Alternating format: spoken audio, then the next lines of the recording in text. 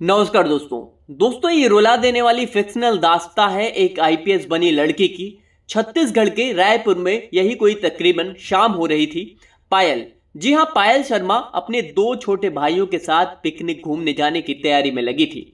दरअसल पायल, जिसने अभी अभी ग्रेजुएशन पूरा किया था और आगे की यूपीएससी की तैयारी के लिए दिल्ली जाने से पहले अपने पापा और छोटे भाइयों के साथ 2 दिन के टूर पर कहीं जाने वाली थी, लेकिन शायद ईश्वर को यह मंजूर नहीं था कि तभी घर के फोन की घंटी बजती है और फोन उठाने पर उधर से आवाज आती है कि हम सिटी हॉस्पिटल से बोल रहे हैं, धनंजय जी पर किसी ने जानलेवा हमला किया है, आप लोग फौरन हॉस्पिटल आ जाएं।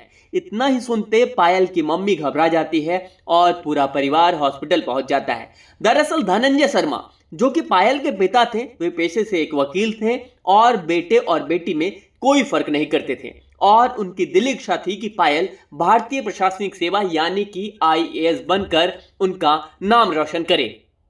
तभी डॉक्टरों की कुछ टीम पायल और मां के पास आकर कहते हैं कि शर्मा जी की हालत बहुत ही क्रिटिकल है और शायद हम उन्हें नहीं बचा पाएंगे। डॉक्टर्स ये भी बताते हैं कि उनके पास शहर के नामी नेताओं के फोन आ रहे हैं और कि शर्मा को बचाया तो उन्हें जिले में नहीं रहने देंगे। दरअसल पायल के पिता शहर के नामी वकील थे और एक महत्वपूर्ण केस को वो हैंडल कर रहे थे, जो कि इसी शहर के बड़े नेता के बेटे के खिलाफ था। यूं कहें कि पायल के पिता एक बड़े नेता के बेटे को सलाखों के पीछे भेजने के लिए केस लड़ रहे थे और जब परिवार को यह मालूम पड़ा कि यह हमला उस नेता द्वारा ही कराया गया है तो पायल झट से अपने चाचा के साथ पुलिस में एफआईआर दर्ज कराने पहुंचती है, लेकिन पुलिस वाले छानबीन का हवाला देते हुए एफआईआर यानी कि रपट दर्ज नहीं करते। कि तभी पायल को पता चलता है कि उसके पिता अब इस दुनिया में नहीं रहे। ये बात सुनते ही पायल की जिंदगी खत्म सी हो जाती है।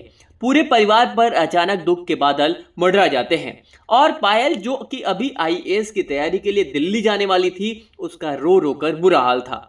अभी 6 घंटे पहले जो पायल पापा के इंतजार में भाइयों के साथ टूर पर जाने की पैकिंग कर रही थी, वो पापा की बातों को सोच सोच कर तड़प कर रोई जा रही थी। पायल के पिता पायल को बेटे से भी ज्यादा लाड प्यार करते थे और पायल को आईएएस बनता देखना चाहते थे। पायल बार बार पापा के वो शब्द याद कर रोती रही जब अंतिम बार उसके पिता ने उससे कहा था कि बेटी, मैं घर आज जल्दी आ जाऊंगा क्योंकि इस टूर के बाद मेरे जान के टुकड़े को आईएएस की तैयारी के लिए दिल्ली जो जाना है। इन सब के बीच पुलिस नेताजी के इशारों पर पायल के पिता का अंतिम बयान भी दर्ज नहीं करती। अब घर वालों का रो रो कर बुरा हाल था। परिवार में किसी को कुछ समझ नहीं आ रहा था कि वो करे तो क्या करे। जो वकील सबको इंसाफ दिलाता था, उसके खुद के इंसाफ की जब बारी आई तो पुलिस केस शुरू करने तक को तैयार नहीं थी। इसी बीच पायल को पता चला कि शहर में नए पुलिस कप्तान यानी कि एसपी की पोस्टिंग हुई है और इस बार रायपुर एसपी के तौर पर आरती कुमारी ने चार्ज संभाला है। इतना ही सुनते पायल अगली सुबह अपने पापा के मुद्दे को लेकर पुलिस अधीक्षक के ऑफिस में अपनी नई एसपी से मिलने पहुंचती है। पायल पहली बार किसी महिला एसपी को वर्दी में देखती है और पापा को याद कर उसकी आंखें आंसुओं से भर आती हैं। पायल अपनी सारी बात नई एसपी को बताती है और यह भी बताती है कि मेरा सपना आप जैसी अधिकारी बनने का है। पायल के पिता का यह प्रकरण सुनते ही नई पुलिस कप्तान आरती ने फौरन नेता के खिलाफ चार्जशीट फाइल कर गिरफ्तारी के आदेश दे देती हैं। बहरहाल गिरफ्तारी तो हो जाती है लेकिन मसला कोर्ट में फंसा रहता है। इस बीच पायल अब यह तय कर लेती है कि पापा को इंसाफ दिलाने के लिए, उनकी इच्छा पूरी करने के लिए वो आईएएस बनेगी। लेकिन अब परिवार की वह आर्थिक स्थिति नहीं थी कि पायल दिल्ली जाकर हर महीने 15 से 20 हजार रुपए खर्च कर आईएएस की तैयारी कर सके। तभी पायल ने फैसला किया कि वह ट्यूशन कोचिंग पढ़ाकर अपने पापा के सपनों को पूरा करेगी और उन्हें इंसाफ दिलाकर रहेगी।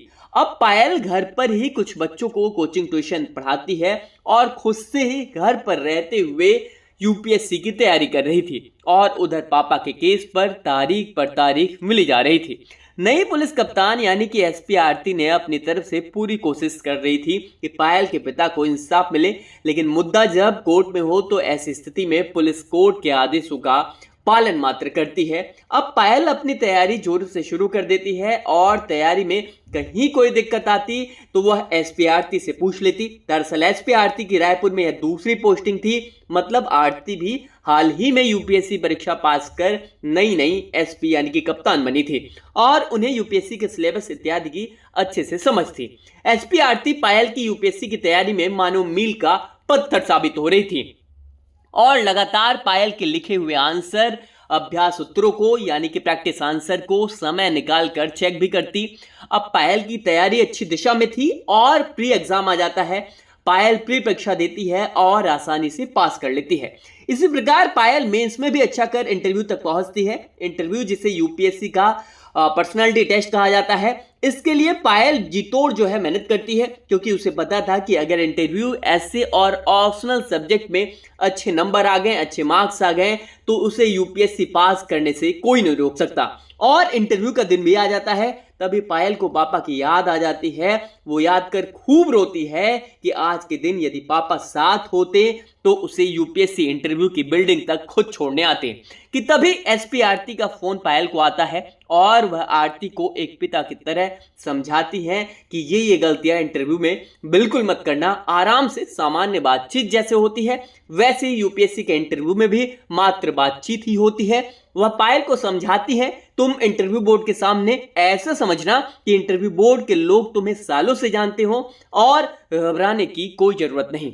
आज इंटरव्यू के दिन पायल को यह समझ आ चुका था कि पिता के तौर पर भगवान ने एसपी आरती को उसकी जिंदगी में भेज दिया है और अब पायल इंटरव्यू के लिए निकल जाती है और पायल का इंटरव्यू काफी अच्छा होता है। अभी यूपीएससी के अंतिम परिणाम में कुछ ही दिन बाकी थे कि खबर आती है कि पायल के पिता की हत्या जिस नेता ने करवाई थी उसकी रोड एक्सीडेंट में मौत हो गई। यह खबर सुनकर पायल उसके घर वालों के आंखों में आंसू भर आए और आज ये आंसू खुशी के थे। पायल को भी यह लग रहा था कि जो काम कानून ने नहीं किया वह काम ईश्वर ने खुद कर दिया।